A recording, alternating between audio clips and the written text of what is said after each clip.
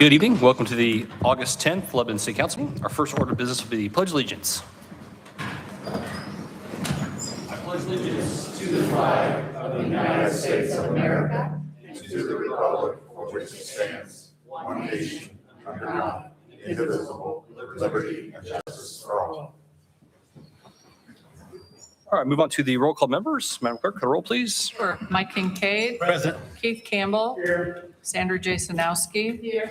Dick Robertson. Here. John Copeland. Here. Sierra Messenger. Present. Robert Hawkins. Here. Thank you. All right, we have a quorum, so we'll proceed. Do we have minutes? No minutes in this meeting, so we'll get those at our next meeting. First up will be old business. Our first item up on old business will be ordinance 2026-24. This is establishing general terms and conditions of service for the telecom service provided by the Lebanon utilities. Jeff Jacob. Good evening, Mayor, Council. If appropriate, Mayor, I'd like to address both of these ordinances together, but we would request if the council so chooses separate votes. Yep.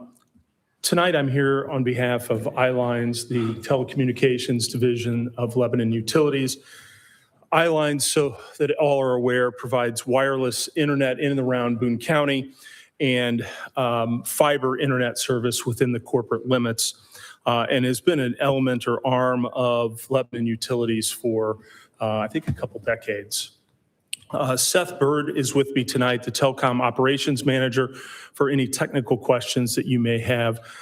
Seth is the do-all, be-all of iLines. This is a second reading. Last time I was here, we walked through sort of an outline of what we're requesting this evening, and I'll do that again. We are generally separating our rate ordinance and our terms and conditions ordinance. That should be a familiar concept to you, which is what all of the other utilities do, where they've got a separate rate structure and then their operational terms or contract terms, if you will, for their providing the service. We're also aligning pricing with the other arms of the utility, specifically, let's say, a bounce check. We're aligning that pricing structure. We are also asking to, in the rate ordinance, update our maximum rates. We're removing obsolete services, and there's some FCC regulatory compliance issues. Specifically looking at ordinance 2026-24, we are separating and updating terms of our internet service. Some of the key areas are dealing with the equipment return process, access rights for installation, maintenance, retrieval of equipment, and some emergency access for network events. And we also have added some services, and I'll highlight just one of them, a standby option. That would be to suspend service for extended travel. Again, just some conveniences for our customer base. As mentioned, we are aligning the payment terms and the billing cycle with the other utilities to a 30-day process. We typically, with the other utilities, allow a little bit more time to pay bills than the administrative code mandates, and we're simply bringing that in alignment with that process. Also, as mentioned, there's some technical elements, some FCC compliance issues that we are revising. In Ordinance 2025, we are addressing a number of rates. And again, as highlighted in the last meeting, those are what we're trying to do is become more flexible within the market, and we're establishing some max prices for that. The other thing of note is that we're removing a number of services that are obsolete and no longer offered by the utility. Both ordinances come by way of resolution from the utility board with unanimous recommendations, and we would welcome any questions or your favorable vote. Thank you. Any questions for Jeff or Seth? Okay. Rob, will have you read the first ordinance, please? Thank you, Mayor. Council Ordinance 2026-24, again, is an ordinance establishing general terms and conditions of service for telecom services provided by the telecommunications utility of the city of Lebanon. As Jeff indicated, the City of Lebanon owns and operates a telecommunications utility known as Lebanon Utilities I-Lines. That's defined as a utility.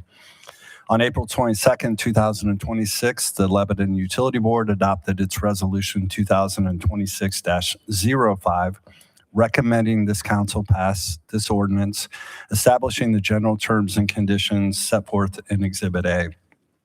Therefore, this council finds that the general terms and conditions for the telecommunications utility of the City of Lebanon attached here as Exhibit A are hereby adopted and shall govern all the provisions of the telecommunications services by the Telecommunications Division of the utility. The provision of this ordinance and Exhibit A are severable, and if any provisions are found invalid or unenforceable, the remaining portion shall not be affected, and this ordinance shall take effect upon adoption and is required by Indiana law.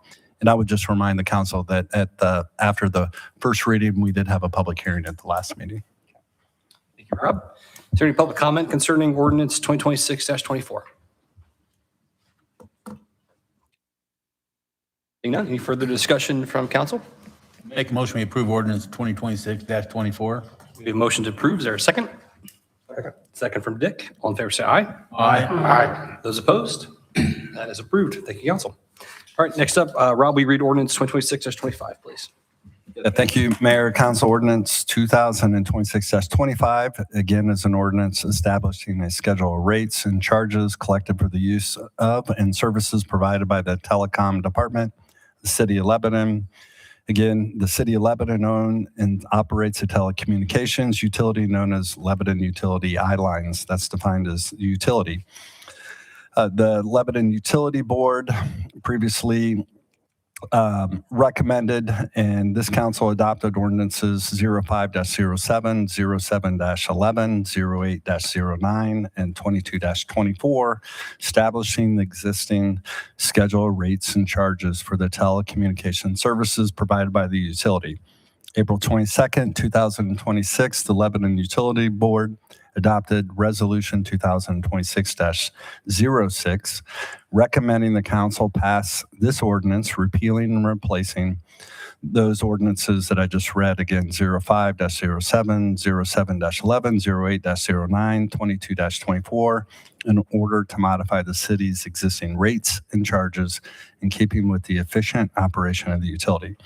Therefore, this council finds as follows that all rates, fees, and charges previously established for broadband over power lines service under, again, those ordinances 05-07, 07-11, 08-09, and 22-24 hereby repealed and shall have no further force or effect. Section 2 addresses the following rates and charges applied to the consumer services. Again, Jeff went through those. I won't repeat those as well. Section 3 addresses the point-to-point services. And again, I won't go through those in detail. Section 4 addresses the fiber optics, and that's on several pages. Section 5 addresses the Wi-Fi router rental. Section 6 does the private link extension services. And Section 7 addresses the repeal of co-location space rates. Section 9 addresses non-recurring charges. And Section 8. Section 9 addresses competitive nature of rates, maximum rates. And Section 10 addresses the annual review, the uniform rates. And again, this ordinance shall be, after adoption, shall be in accordance with Indiana law. Okay, thank you, Rob. Any questions, comments from council? No, sir.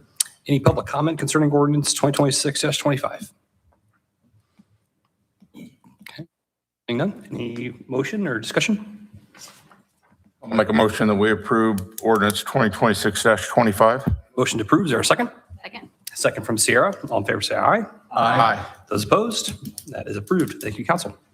All right. Thank you, Mayor, City Council. Have a Thank you, good Jeff. All right, next up will be ordinance 2026-26, Ben Moderator. This is concerning the Spring Creek Centerra PUD ordinance amendment. Thank you, Mayor. Good evening, Council. Just a quick recap. We discussed this at the last meeting. This is an amendment to, I guess, formerly known as Spring Creek and now known as Centerra Development.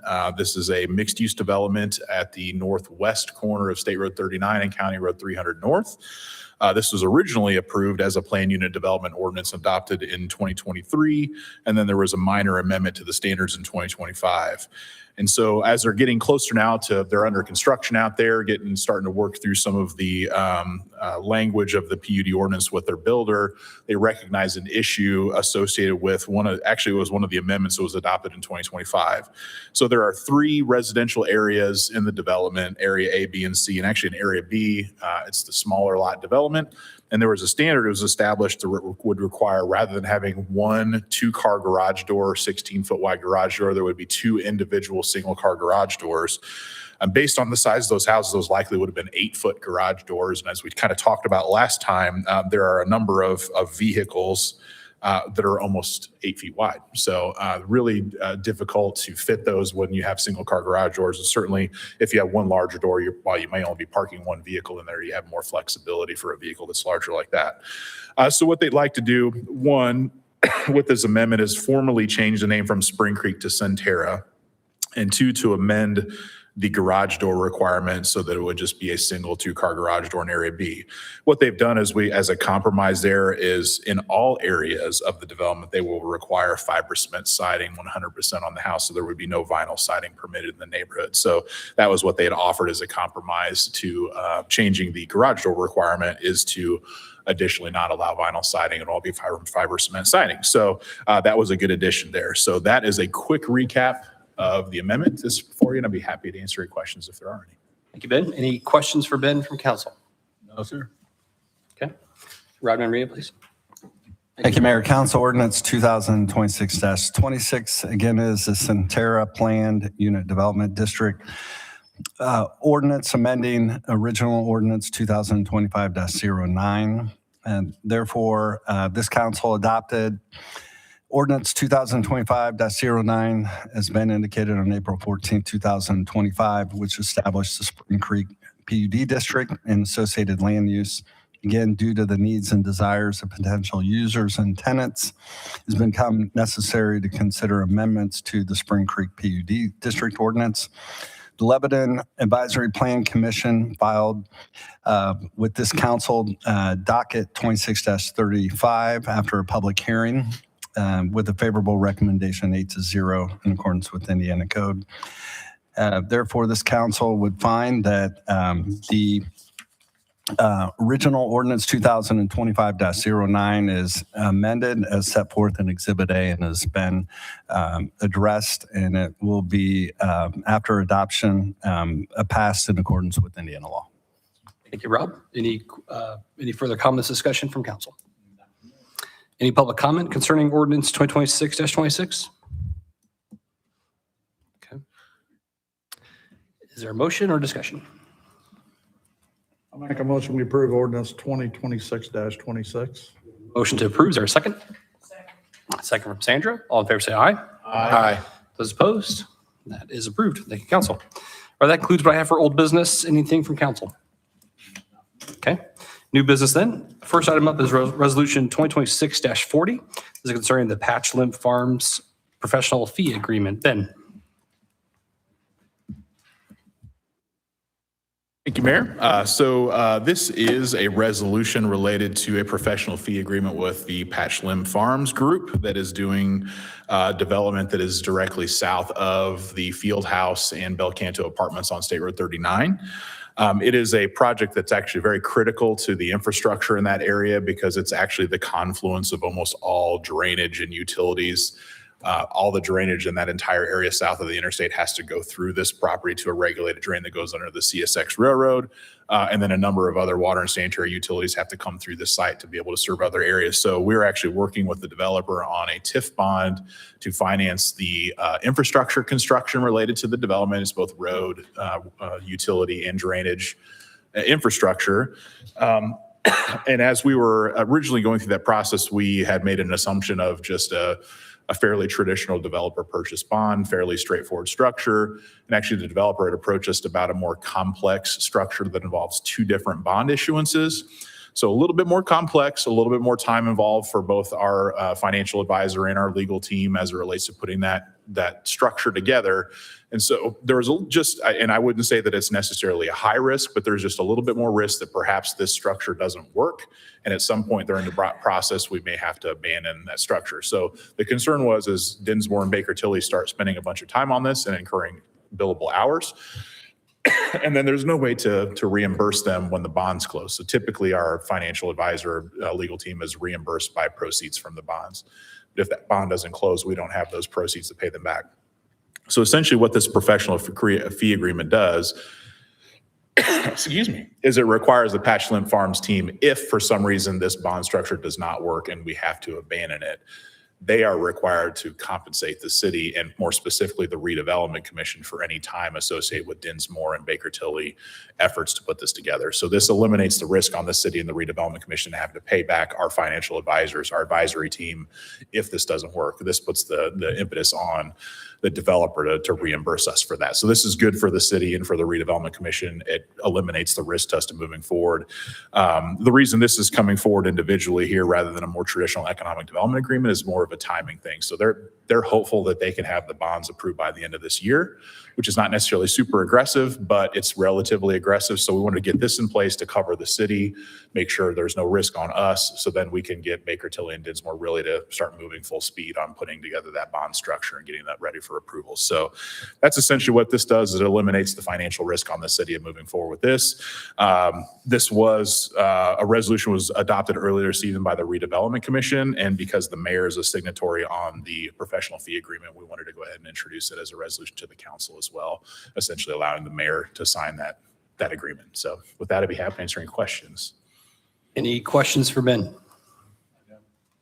Ben, have we had these in place with other deals before? We haven't necessarily. Most of the, I mean, I guess I wouldn't say most of them, but a lot of, more recently, we've done developer purchase bonds, which is a fairly straightforward structure. This one just has just a little bit of additional element. It's a little bit more complex structure. Really felt in communicating with Dinsmore and Baker Tilly that it would behoove us to go ahead and put something like this in place. Patchland Farms has done deals like this before and agreements like this before. They were amenable to that. So it just made sense for us to go ahead and just eliminate that risk on this one because it's a little more complex. Any other questions? Rob, have you read it, please? Thank you. Thank you, Mayor, Council. Our resolution 2026-40. And again, I would just add, dovetail what Ben said, is what you'll see at some point is an economic development agreement is what you've commonly seen in projects like this. And you'll see that later. But as Ben indicated, there's some reasons behind just to get this started. And so I'll hit those highlights, but Ben did a good job summarizing. So whereas the city and Lebanon Redevelopment Commission have been advised that Patchland Farms LLC, an Indiana limited liability company, which is defined as the developer, proposes to develop certain real estate in the city. It's also advised that without the assistance of the commission and the city, the development of the real estate could not move forward, whereas the city and the developer intend to negotiate the terms and conditions of the development of the real estate. And the developer is proposed to pay the legal and municipal advisory fees of the city if the city, the commission, and developer terminate negotiations and no longer pursue the development of the real estate. And that's more particularly described in the professional fee agreement that's attached as Exhibit A and that you've seen. So whereas this council finds it's in the best interest, the general health and welfare of the city to negotiate the terms and conditions of the development of the real estate, and authorizes the mayor to execute the form of the agreement presented at this meeting, which is attached as Exhibit A. The mayor, the clerk treasurer, and any staff members as they may direct are authorized, directed to take any and all actions on behalf of the city as may be necessary or appropriate to carry out the purpose of this resolution. And this resolution shall be in full force and effect after passage. Thank you, Rob. Any public comment concerning Resolution 2026-40? Any further discussion, comments from council? Is there a motion? Make a motion, we approve resolution 2026-40. Motion approved from Dick. Is there a second? Second from Mike. All in favor, say aye. Aye. Those opposed? That is approved. Thank you, council. Okay, next up, Resolution 2026-41 is concerning street lighting guaranteed savings contract. Kevin, and we have ESG as well. Go ahead, Kevin. Thank you very much. Just a couple of quick intros here before we get into this. This goes back to early 2025, spring of 25. We put out an RFP for an energy savings contract for an energy savings provider to look at street lighting systems throughout the city. In May of 25, we agreed to award that contract to ESG. They began then doing their analysis, looking at evaluating the system and looking at projects to increase lighting, to increase efficiencies in our lighting system.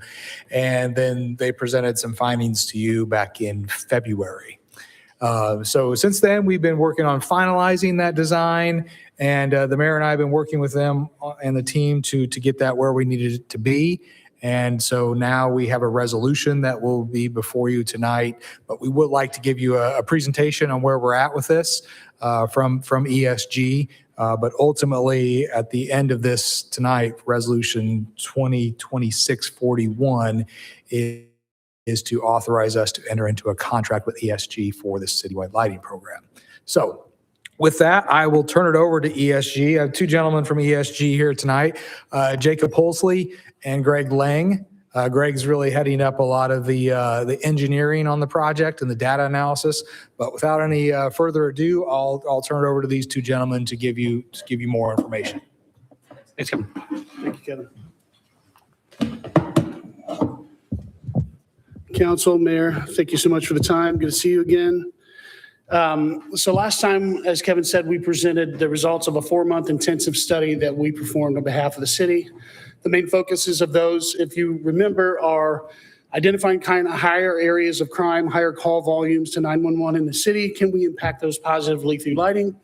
Same way with traffic. Traffic incidences, where are they at, the higher volumes? Can we possibly impact those positively through lighting? Then it was a big lift to capture all the great work that you've done over the last 5 or 6 years as it pertains to lighting. So we identified right about 2,400 different lights, located them, entered them, and then uploaded them into your GIS system. So everything you have now, all the work that you've done is now up to date and correct in your own systems. And then lastly, continue on the work that you've done and cut out a phase 1 project that accomplishes the goals that are identified in the report. So we've been working lockstep with the mayor and Kevin, as Kevin said, and the utility department to cut out a phase 1. So I'm going to have Greg, who is our engineer, professional engineer by education, and senior engineer as it goes in terms of development for ESG, walk you through some of those scopes of works and their locations. And then ultimately, we'll get into the end of the cost of the program for this phase 1 to continue the beautification of Lebanon through outdoor decorative lighting. Thank you, Jake. Greg? Appreciate it, Jacob. Mayor, City Council, appreciate you having us here today. I wanted to go through, like Jacob mentioned, we did an extensive study over the case of several months and presented that in February. Part of that was reviewing the 911 call maps, which identified really a couple of these locations, 2 out of the 3 locations that we're looking to add some additional lighting to, those being Hoosier Estates and Elm Park Community. And then in addition to that, we were also requested to look at Admiral Longley Park with the additional trails, and I'll walk you through and show you exactly where we're looking at placing those lights. To dive into the Hoosier Estate scope, we are adding about 5 or 6 different lights to the existing 29 lights, so a total of 34 lights for Hoosier Estates. And what we're doing there specifically is the current light levels right there are fairly low. What we're doing is also in the throw is only 35 feet. We're going to be increasing that from 35 to 70 feet. So we're doubling it up, but we're also putting side shields on, which will not allow the light to get onto the houses and the properties to meet your ordinances. So we're going through, we're making those lighting improvements to increase light levels, but not only that, but the throw, and that will in turn increase safety as well. So that's at Hoosier Estates. Similarly, we'll be doing that and as far as what it looks like, it's hard to see on the photometrics up here, which are the light levels that we designed where we're locating the specific fixtures. This is what it'll look like at night with the additional fixtures that we've put in. So it has an additional throw. Before that, it was much less than that. And then also this is what it looks like at Elm Park. So similar situation, but instead of only 4 lights there, throwing 40 feet, we're going to put in 11 total lights at 70-foot throw. And that's what it'll look like at the Elm Park. At Abner Longley Park, we went through and we put lights about every 150 feet. It's not only on the new trail that it was being installed, but a couple existing as well on the northwest and north side near the lake. And that's really it.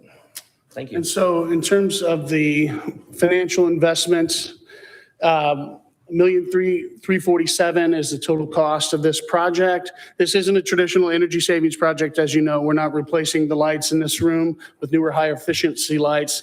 We are using lights that use less energy, so they are more efficient, but we are adding a lot of lights. So we're saving you money through efficiency of using less energy, but the cost is, by doing it now, saving you money from future expenses as material and construction goes up. So this is our total investment for the project that we lay down in phase 1, and would love your favorable vote, and we'll take any questions that you have. Any questions for Jacob or for Greg?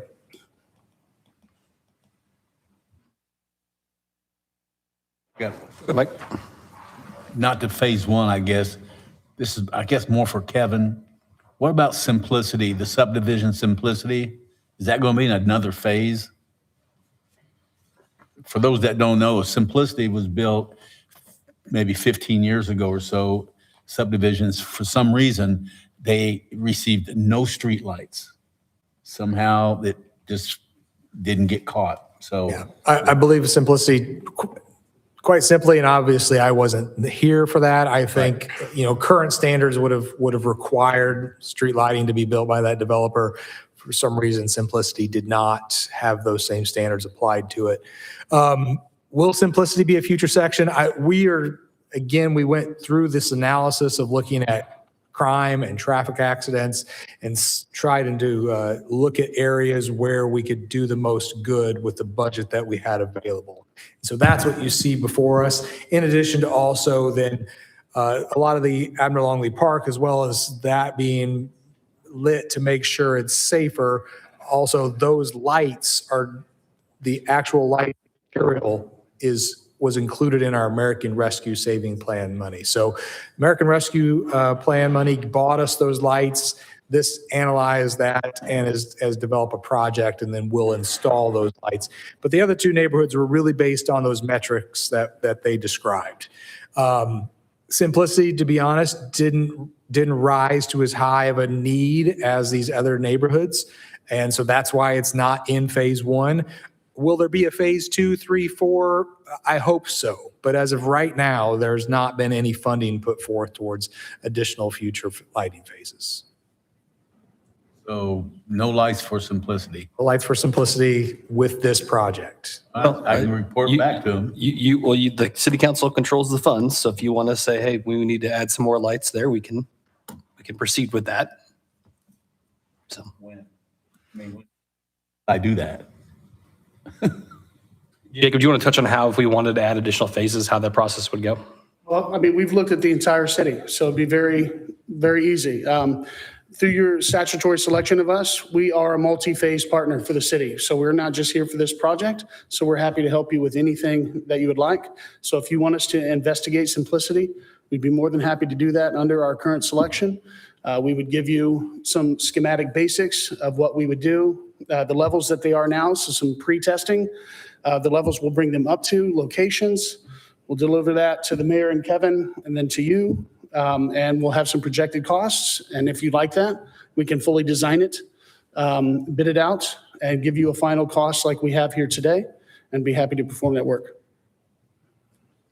Well, I know I did, and I like the project as it's the phase 1. I like that because it's needed and so forth. But Simplicity has 0 crime, and I know it didn't rise to, they have no accidents. Yeah. So I know it didn't rise to the level of getting into this phase 1, but they only need like 5 lights.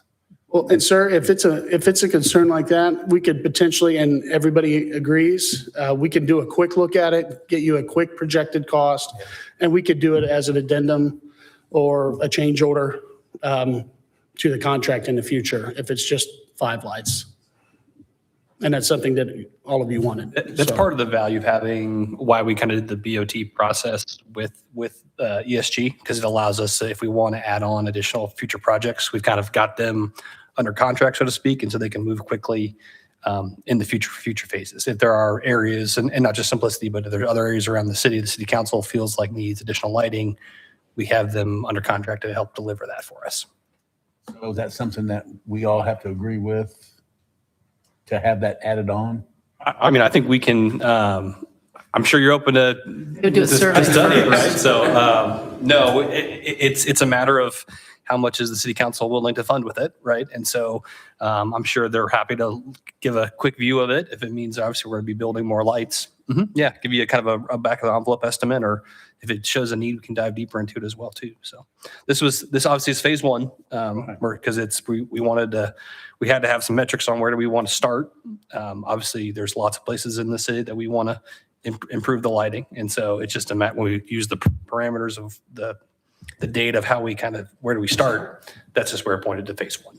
Okay, so we can vote on phase 1 tonight, Correct. Yeah. and then we can add this on there. Yeah. Like I said, they're under contract for I'd be us. happy to bring back a phase 2 proposal for you to consider. Yep, not a problem. Okay, thank you. And then Thank you. the lights, is that the biggest cost of this? Is because I thought you said you're replacing all the lights in Lebanon as well in town? No, you want to tell her specifically, we're around 80 lights total in this package, and some of them you already have in stock, as Kevin said. Yeah, so we did an analysis on all your lights. You have about 2,400 lights throughout the city that are city-owned. But this specific contract right here that we're reviewing today has 83 lights fixtures. So 38 of them are at the park, and then the 45 of them are at the 2 neighborhoods. Some of it's a transition from kind of the Cobra headlights to more of the street level type lighting as well. Right, and so instead of it being an aluminum pole, it'll be a decorative pole, Like we have downtown? like you have at East Street, like you have all over. This is Yes. matching your beautiful standard that you have now, that you've been working on 5 or 6 years. This is matching everything. You won't know the So difference. in Hoosier Estates, they already have some lights there. Are you changing those poles to match too? Yes, it'll all be matching. So 29 of those poles will be replaced, and then we're adding 5 additional to increase the light. Make sense? Dave? Kevin, I just wanted to add that, thinking of Grant Street, or Simplicity's right off Grant Street, isn't it? Correct. Yeah. You know, we got Grant Street, we're putting all lights all the way down through there, even on the south end, correct? On the new section we're doing right now? Correct, yeah. The section we're doing now, which is phase 2 from Indianapolis up to Washington, will include the same decorative streetlights they're proposing, same as the first phase, which was from Washington to Fordyce. Those same decorative lights also went along Fordyce as well. Where I'm going is Well, not far. that quit at Fordyce Street, correct? And so I'm just thinking, if we're going to go to Simplicity, why don't we just look at going Grant Street all the way down to the middle school there? And that way you got it all looking the same, headed to the high school. Then you got Simplicity. I agree, Simplicity doesn't have any lights. I know there's no crime out there, but they ought to have some sort of a light in the neighborhood, you know? I don't disagree with a larger, more robust program. As what Sandra was really probably alluding to is when we started this, we said, we'll see how far the budget goes. That was my Obviously, next we would love to question. redo the whole city, but Yeah. we have to start somewhere. I guess that's my next question. What's the budget for this? Because is this in our budget? Yeah, to do this was a late 2024. There was a general obligation bond issued for approximately $1.4 million. And that was a budget balancing exercise. Correct. So we still have most of that money available. And so that's what will be covering the costs that they presented tonight. Yeah, so we issued that bond for street lighting, and then we started this process, and it just has been a longer process to get to today. But we're using that bond that the city council issued at the end of 2024 to We're fund not going to it. have to go back and get more money to. Nope, we approved The this. bond tonight. was It's all issued funded. in late 2024. We started the process in the spring of 25. And the analysis took basically till February. And then that's where we're at now that we've fully worked through all the contract requirements, because this is a unique procurement process available in the state code to go under the energy savings contracts. Took a little bit of time. But the value is we obviously now have them under contract, and so if we need to kind of mobilize for other areas, we can do that. And all these construction projects are bid out by them. So I don't want you to think these are just being handed now to them. No, I know. They are required under the statute to price out and bid these projects. They're just bid through their channels, not through our public bidding process that we normally process. Which sometimes actually helps get better competitive bids as well, so we do more. These guys have contacts and buying authority nationwide and all over the state of Indiana. Thank you. Any other questions? No, sir. Okay. Appreciate a vigorous discussion on streetlights always, so thank you guys. Raul, if you read it, please. Thank you, Mayor. Council Resolution 2026-41 is a resolution of this council approving a guaranteed savings contract pursuant to Indiana law. Whereas the city has identified certain lighting improvements within the city, including the replacement, upgrade, and installation of lighting fixtures and related infrastructure that are expected to improve system performance, reduce energy and maintenance costs, and provide long-term benefits to the city and its residents. In accordance with Indiana code, the city solicited proposals for the implementation of such improvements through a guaranteed savings contract process. Energy Savings Group LLC, or ESG, submitted a proposal and prepared a detailed engineering evaluation report and related contract documents setting forth the scope of the proposed project, estimated project costs, projected savings and benefits, and the methodology used to calculate those savings and benefits. This council has reviewed the proposal, the detailed engineering evaluation report, and the proposed guaranteed savings contract, as well as the relating supporting documentation. Based upon this information, the council finds that the proposed lighting improvements constitute conservation measures within the meaning of Indiana code, and that the projected savings and other qualifying benefits associated with the project are not likely to be less than the cost of the project over the applicable statutory period. ESG is a qualified provider as set forth in the Indiana code. The proposed guaranteed savings contract includes a written guarantee of the projected benefits and procedures for addressing any of the deficiencies between the guaranteed and realized benefits, and the copy of the proposed guaranteed savings contract is attached as Exhibit A. Wherefore, this council finds as follows that the council hereby finds that the proposed project constitute a conservation measure as set forth in Indiana code, and that the approval of the guaranteed savings contract is in the best interest of the city. The guaranteed savings contract between the city and Energy Systems Group LLC and substantially the form presented to this council, which is attached as Exhibit A, is hereby approved, subject to any necessary modifications as may be approved by legal counsel. The mayor, the clerk treasurer, and other appropriate city officials are authorized and directed to execute the guaranteed savings contract and any related agreements. The appropriate city's officials are authorized and directed to make all filings pursuant to Indiana code, including submissions through the Department of Local Government Finance Gateway System. And this resolution shall be in full force and effect immediately upon its adoption. Thank you, Rob. Is there any public comment concerning Resolution 2026-41? Yeah, go One thing I Kevin. just noticed while Rob was reading, there's at least one spot in the resolution where we say Energy Savings Group, and it should be Energy Systems Group. It's just one thing we might want to clean up.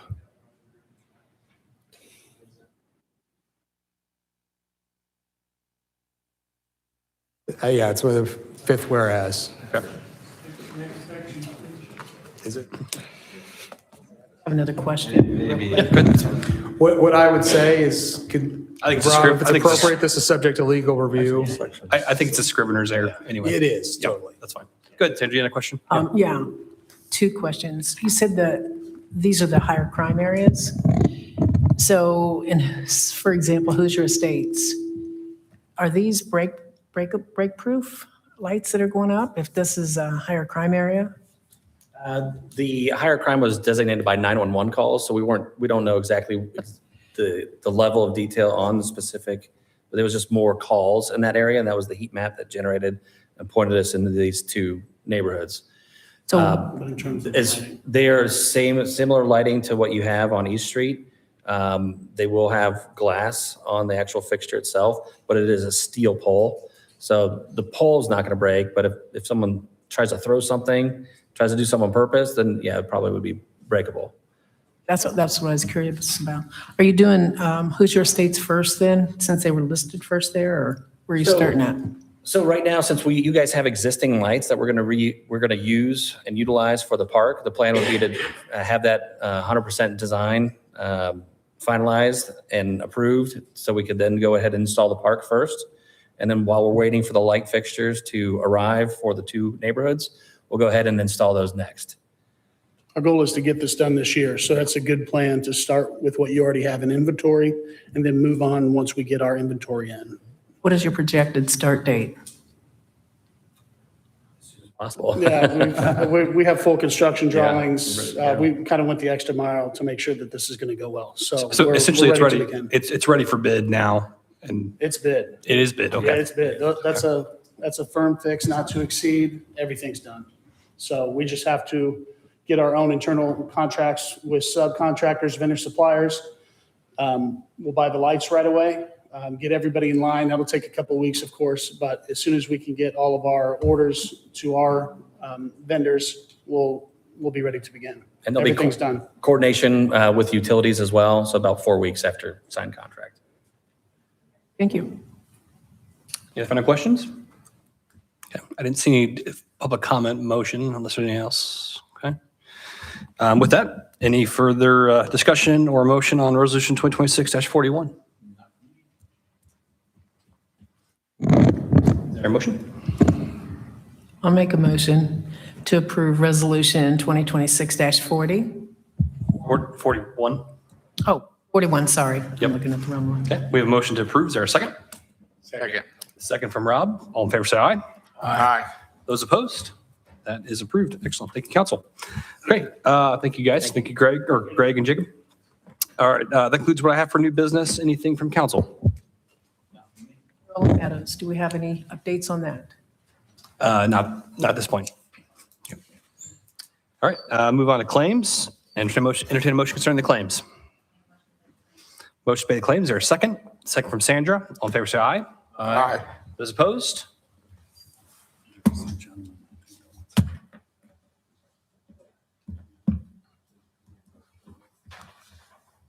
Was there? Huh? Okay, all right, is there a general public comment?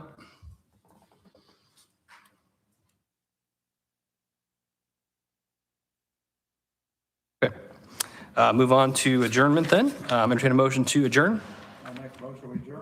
Motion adjourned from Dick. Is there a second?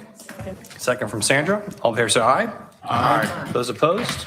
All right, our next city council meeting will be August 24th at 7:15 PM. We are adjourned.